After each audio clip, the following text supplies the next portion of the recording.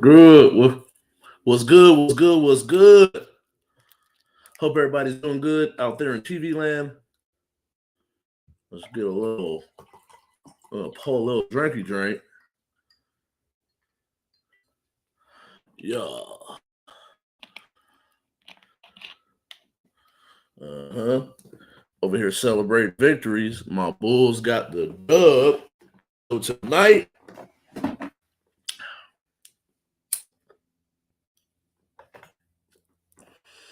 smoke that Philadelphia back tonight, baby. Feeling good about myself. Hope everybody's doing good at TV land. But before we get started, like we always do, want to send a little shout out to looking for a clean, no crash, jitterless energy drink. Get on your mobile phone, iPads, computers, all that good stuff. Use promo code WDUBBY, W.com. Use promo code JUK, J-U-K, for 20% off. They're going to get you right. And let's get straight into it, man. Down 28-7 in the fourth quarter. Jayden Daniel escapes the pocket, scrambles, bends, elbow don't bend like that. Now we're looking at, got to figure out how long he's going to be out for. Let's see. Jayden Daniels recovery time.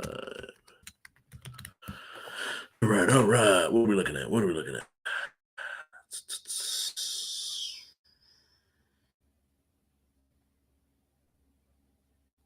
Okay, let's see when he recovered.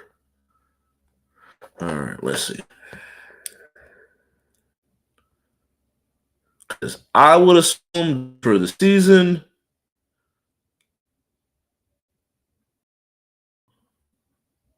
several weeks. We're looking at several weeks. We are in week 9. Right now, they are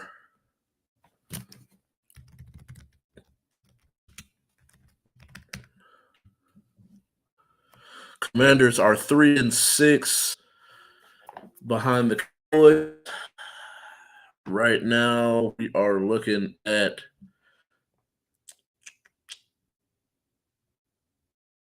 the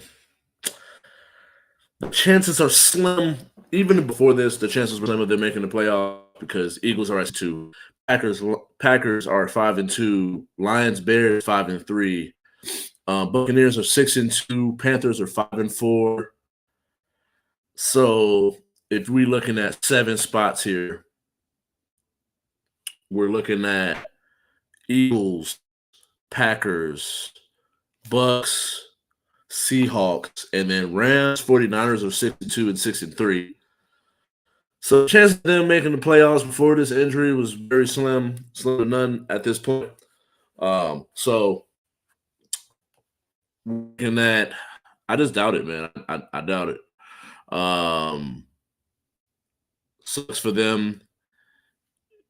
There, me to get some pieces.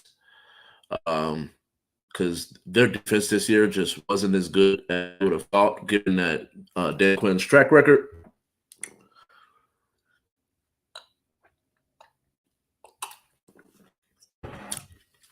But yeah, they're not looking good this year at the end of the day. And so, Commanders, gotta ask the question, Dan. Why was he in the game? Down 28-7. They was getting breaks beat off of them. Their star player gets hurt in a blowout loss. At the end of the day, you have to ask yourself these questions of why was my star player in the game for him to be able to get hurt in the first place? I hate to see that for the young kid, but that's the question we got to ask. Why was he even in the first? You're losing 28-7. All indications of you being able to scrape up a comeback, not really looking good. I think he was 16 of 22 with 150, 58 yards or something like that. A touchdown on the ground. So it wasn't really, you weren't really able to get much. This is one of those ones where I get it. You want to be competitive, but make sure you go out there and y'all and your team plays hard and tries hard. But that's a moment where you just got to call off the dogs. Admit, wave that white flag, pull your quarterback. At least he's able to play another game. Now you're looking at 3 record with a health quarterback, and now we're looking at a 3-6 team with a backup quarterback, and your star quarterback is out, possibly for the season at this point. So sucks. Speedy recovery for my boy. I hope he does well and can get back in the field. We love to see Jayden Daniels. I was huge pounding the table for the Bears to draft Jayden Daniels. I thought that he's a much better quarterback and much polished quarterback when it came to the quarterback position compared to a Caleb Williams. But hey, I was a hater. What do I know? And so Micheal Jordan has joined NBC, and on a weekly basis has been doing these clips. Not necessarily sure like what his role with NBC, but they've been doing these interviews where you finally get to see the mindset of him and how he thought about the game. We fell in love with Kobe and the Mamba mentality. So now we're looking at Micheal Jordan and opportunity to see how he looks at the game. So he spoke on load management and pretty much said, if you're healthy, you can play. And as have an old head mindset when it came to your shout out to the gang, shout out to the guys. Thanks for pulling up, y'all. Thanks for pulling up. I appreciate y'all. But does he have an old head mindset when it comes to these situations? And he personally, I'm gonna say no. I think that there's no one way fix it when it comes to these situations. I think that we have players like a Micheal Bridges. Micheal Bridges can play 82 games and still give 100% when it comes to the playoffs. Then you have someone like a Joel Embiid, Kawhi Leonard, maybe even a Karl Anthony Towns, where you shave off a couple games, 10 to 15 games. We're looking at about 65 to 70 games played in a year.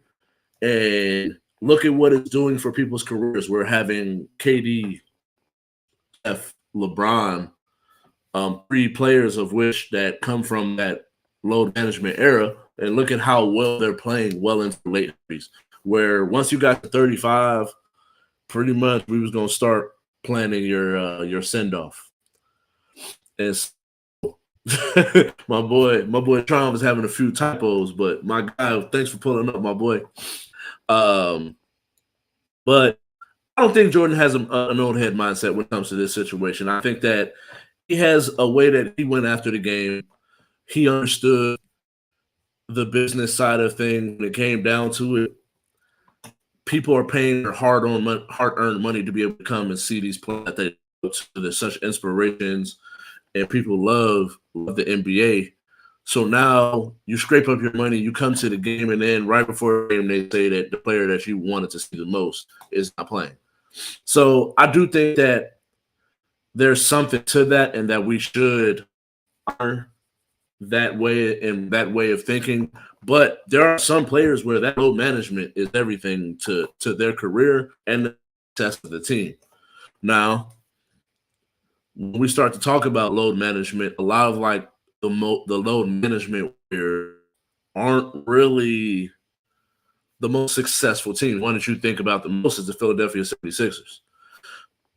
What they one that will show you that load management is working, like even the Clippers and Kawhi Leonard. Kawhi Leonard with the Clippers not showing that load management is working or that it does anything. I feel you. I do hate it from like a standpoint of like the players that I like the most, the big stories when it comes to sports. Jordan flu game, Kobe in the moment where he tore his Achilles and was still able to make the free throws. Isaiah Thomas against the Lakers sprains his ankle touches the floor. His sprain is so bad, and he still balls out to the point where he never comes out of the game, limping on one leg, hooping, got the Pistons in a victory. And so those stories without that adversity, where you just have a little bit of a nag here or a sprained ankle here or a pulled something there, rather than playing through it, you're just going to sit it out. And it's kind of like why we love the players and the athletes that we have is it's with adversity, they were able to rise above it. And that's where a lot of people just don't like the load management thing. I don't like them, me personally. But like I said, I don't believe in absolutes on either side. I don't think that everybody should play 82 games. I don't think that everybody should load manage. I think that there should be a little bit of happy medium. There are players that obviously their bodies just cannot handle the situation and what they're putting their bodies through.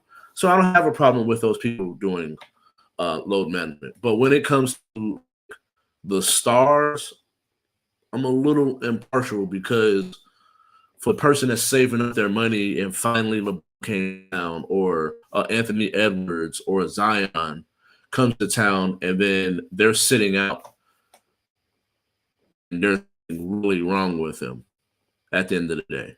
And that's the thing that I feel for the person that's spending their hard-earned money on these tickets. So who's real? Who's fake? I created this off of a Swiss Beat song. Who's phony? Who's fake? Those the type of people I hate. And so we talk about who's real and who's fake. Chicago Bulls just got done completing a comeback against the 76ers. That's why we were smoking that Philly pack. That's why we got this Bulls gear on. Got a Bulls cup. As I slurp my drink, I appreciate them being able to come back and get this victory. Now we'll see what happens when it comes to my parlay, though. But so I do got a good parlay. $2 is going to give me $100. Waiting to see what happens here. But I think the Clippers, the last one on my bet that I need to pull through. If they can pull through for your boy, I won't have nothing bad to say about them for a minute. But fuck Jokic, because he fucked up my parlay last week. But Chicago Bulls are 6-1, leading the Eastern Conference. Now, do I believe that Bulls will continue to be the number one seed? No, I don't believe it. I know this is going to be a weird because we have Tatum out all year. We have Halliburton who's out all year, and then 76ers just aren't quite what they used to be. But right now they're playing really well. Tonight, after tonight's loss, they're 5-2. Put them at number 2 in the East.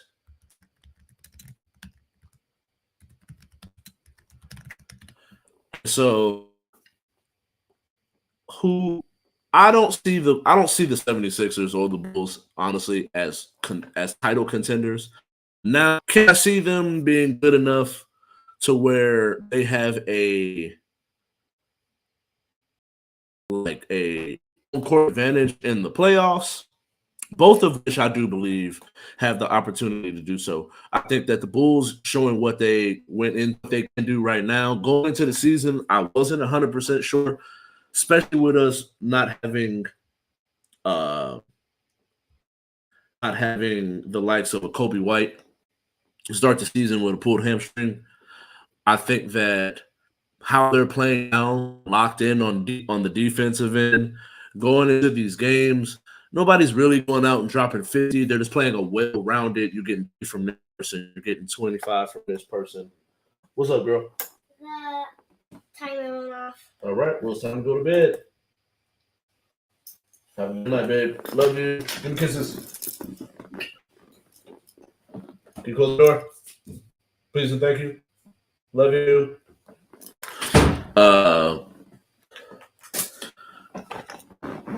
And you got Montes Bazelis playing really good. Josh Giddey's playing really good. Vooch playing good. Pat Williams playing really good minutes off the bench. Io, when he's healthy, is playing well. We did him, and we were able to get a victory. So I think the Bulls have everything that they need to be able to finish and finish out and be able to get a top 4 seed. Do I see it happening? I see them finishing in the end somewhere between 4 and 6, unless it's just some wild ass trade that happens throughout the year or injuries that I cannot predict. That's always crazy when it gives you the opportunity to cash out a bet. I cash out, or do I the $30 I made off of $2, or do I go into it and try to go for the Clippers? I got Clippers money line, and that's against under, and then my parlay may hit, but we'll see. But 76ers and Bulls, I can see them both. Sixers with a little bit more star power when you have a Joel Embiid, a Tyrese Maxey, Paul George, then come Jared McClain. Like, you have players there that have these names that in these moments, in these big moments, if they can perform, I just am willing to take them over the Bulls in the long run. Although I made my jokes about smoking that pack and I just don't trust the Bulls in the long term, given the history. Every time we've had a moment, we get hurt, and now look at us. And then we got the Spurs. Spurs are at 5-2. Lakers are at 6-2, which I believe Spurs are number 2 in the West. Lakers are 3rd in the West. I just don't necessarily long term. I don't believe Lakers in a 4-game series can beat a healthy Timberwolves, a healthy Rockets team, or a healthy Thunder team, or a Nuggets team. So I believe the Spurs, just off of Wemby and team concept, as well as when they get De'Aaron Fox back from injury, just the young talent that they have, I believe in them a little bit more. Now, I don't believe either one of these teams can win a championship this year, but given the way that Wemby's been playing over the start of this season, outside of a bad game here and there, always going to have a shot when you have someone that's 7'5", hitting tween step back, 3-point fadeaway jumpers. And then being able to show the footwork in the post, affecting shots, dunking the ball on his tiptoes. Like, what are you really supposed to do with it? So I believe in the Spurs more than I believe in the Lakers, although they're 6-2 without LeBron. But I do think that in the end, when you add a LeBron to a team that they're 2 of your 3 best players lack that defensive, like, not effort, but capabilities. LeBron, just at 40, is just not going to be able to play defense at the level that you need in order to be championship level, a championship contender. Then when you have Luka,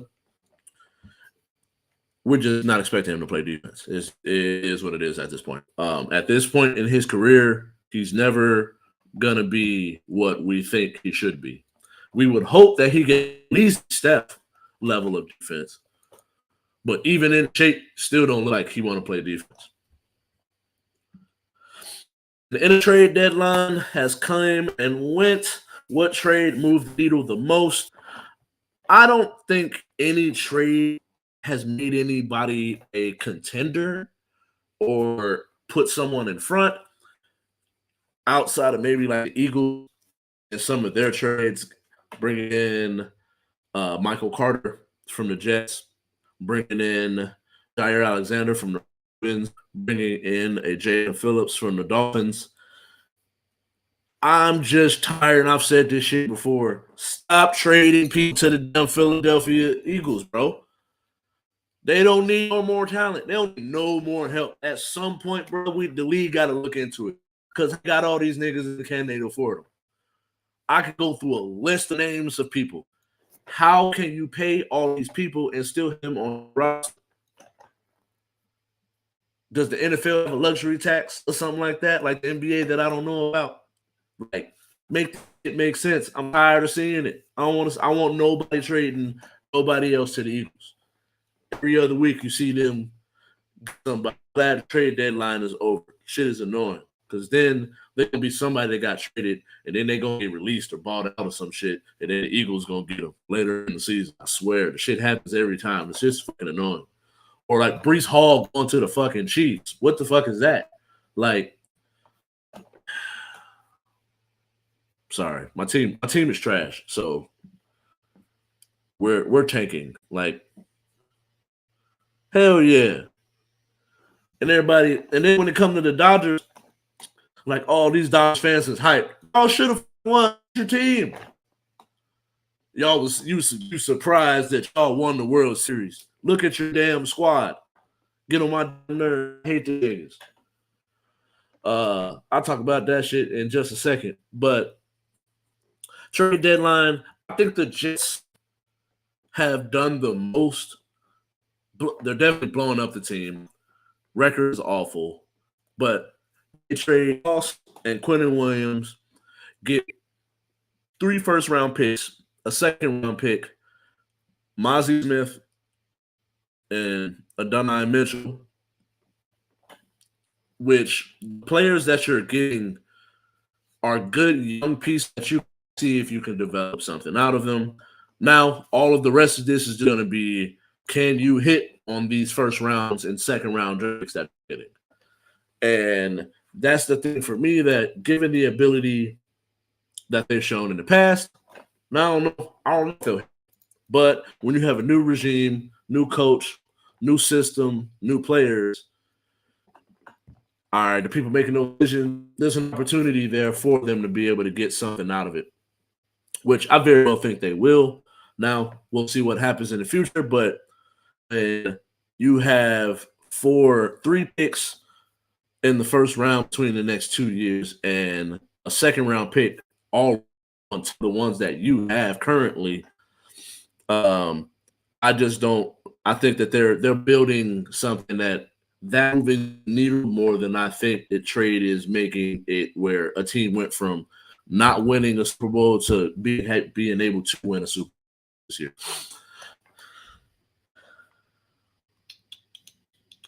All right, going to the fast break part of the show. The W and the Players Association have come to an agreement to extend the CBA. Now, the last time this happened, they had a 60-day extension. This one was a 30-day extension. I think back in 2019, going into the 2020, they had a cheese and rice. My daughter's phone making all types of noises, bro. But going into the 2020 season, they had a 60-day extension. They were able to avoid a lockout, being able to see this year.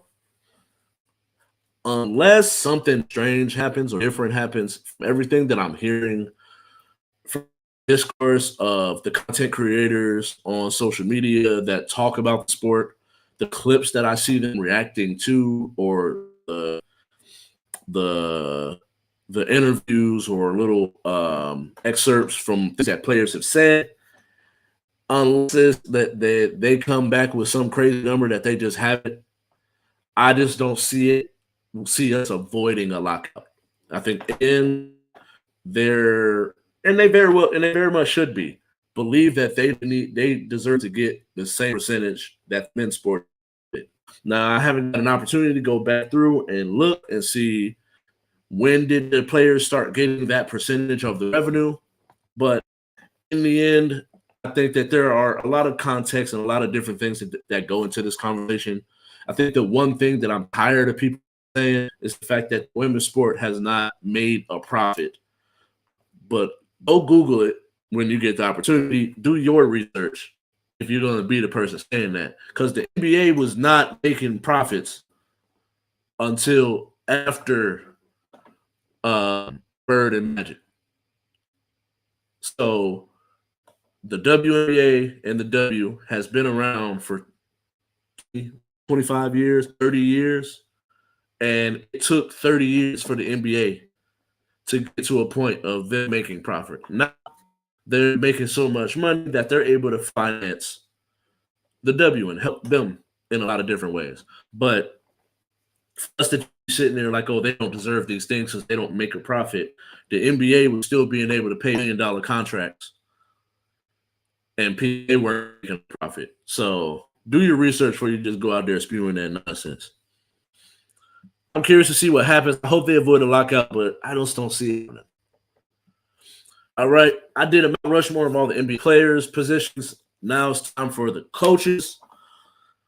Obviously, got to go Phil Jackson, 11 titles, 2 3-peats with the Bulls, 1 3-peat with the Lakers.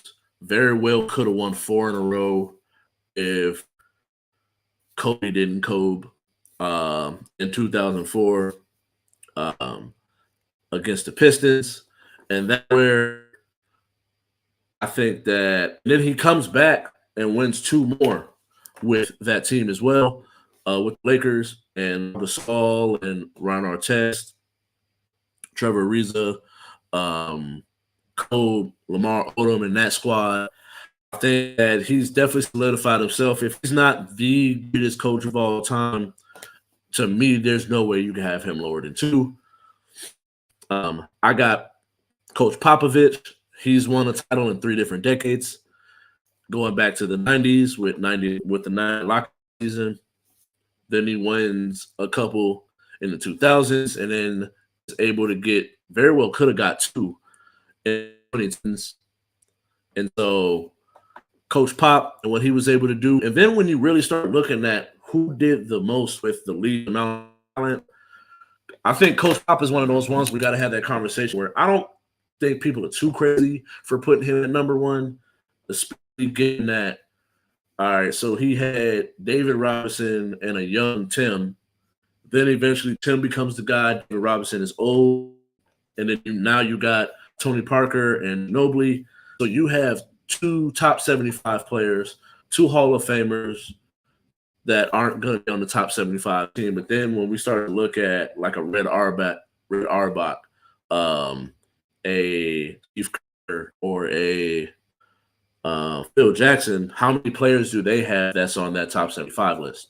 And so that we start to really be able to put people's resumes up against one another. So I'm going to go Phil, Pop, Steve Kerr. And then this 4th one is where it's tough because you want to – I always say that I never want to disrespect like what came before. But when you have 8 to 10 Hall of Famers, players on one team, it's hard for me to sit there and say that Auerbach is an amazing coach. So me personally, I'm going to go Chuck Daly with the Pistons. Chuck Daly is what he was able to do, getting 2 championships, back-to-back championships, in the era that had Larry Bird, Magic, Kareem, Dominique, Jordan, just before they became who they ended up becoming.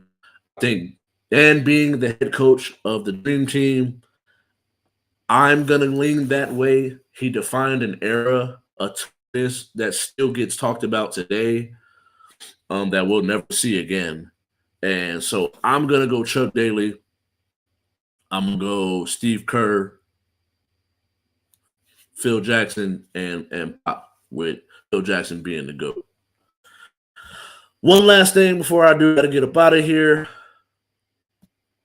When we have this conversation where we're comparing quarterbacks or young quarterbacks to veterans, have some patience. Specifically, I'm talking about the Vikings right now, but this is all together. I had this conversation today or earlier in the year where we were talking about Caleb Williams. Yeah, do I think that Jayden Daniels was more prepared to go into the NFL? Yes. But do I think that Caleb Williams can still be a good quarterback? Yes, I can. Yes, I do. look at what the Bears are doing now versus into. There's a long and a lot of football. You would like that your player in question continue to keep growing and get better as the year goes on. But to sit here and have these expectations that your rookie quarterback is coming to be Jayden Daniel, CJ Stroud, and Dak Prescott, it's just most quarterbacks are not doing that. And so when you have a J.J. McCarthy getting an opportunity to be a starter, and you let, I can say a little bit of it where you let, I can't think of my boy name now. Why am I drawing a blank? I can't even think of his the quarterback's name. But you let him walk, you let him go to the Seahawks, and then you decide to go with J.J. McCarthy. And so when we start to have these comparisons, you're comparing a rookie quarterback to a journeyman, Sam Darnold. I don't know why I couldn't think of that name. So you're comparing Darnold to a J.J. McCarthy, where Sam Darnold is on his third, fourth team. He's seen so many different types of defenses, many types of offenses. The coach and the system is working in his favor. You have Justin Jefferson, Jordan Addison, T.J. Hawkinson, and Aaron Jones. Now you just need J.J. McCarthy to come and just keep the ship going in the right direction, where he's still learning the league and who he is at quarterback. So have some patience. Don't expect him to just come in and do what Sam Darnold did last year just because everybody thought Sam Darnold was a scrub prior to last season. And you know what? I'm going to get it off my chest. I'm feeling good about the Bulls. But the Cubs, right now, last year going into this previous season, we let Cody Bellinger go or walk. He has to go to the Yankees. Now, I think it's Imanaga is hitting the free agency market. When we were to out over the last since the last time the Cubs won a championship, how many players have we had in our room, in our building, in our organization that's leaving and going on? Schwarb, we're looking at Schwarb or with and what he was able to do. That was our catcher at one point. We had a roster full of talent, and now we reload. We get a Cody Bellinger from the Dodgers. He plays 1 or 2 seasons, and now he's with the Yankees. Then now it's looking like we get Imanaga, and what that look like. Now he's free agency. I'm gonna be pissed if we get. And then even like Kyle Tucker is another person that there's no guarantee that they're going to come back to this position. You get people in the building, you got to do whatever it takes to keep them there, because we're never going to be able to compete with someone like the Dodgers if they throwing around all this bread and we can't keep players in our building. But it is what it is. Thank you all for watching. I do get a fire. I appreciate y'all. Make sure you go like, subscribe, comment, share, all that good stuff. You can follow me at YNG RALPH on TikTok, Twitch, Instagram, Threads, @_ for extra Twitter. We're approaching our subscribers on YouTube, so keep them coming, guys. Keep subscribing. Subscribe at JUK Network, JUK Network. Follow JUK Network on Facebook. Once we get that up to 100 followers, I'll be able to go live straight from that page. We'll have to and be able to get the He Say She Say channel. But thank you all for watching. I do got to get up out of here. Still smoking.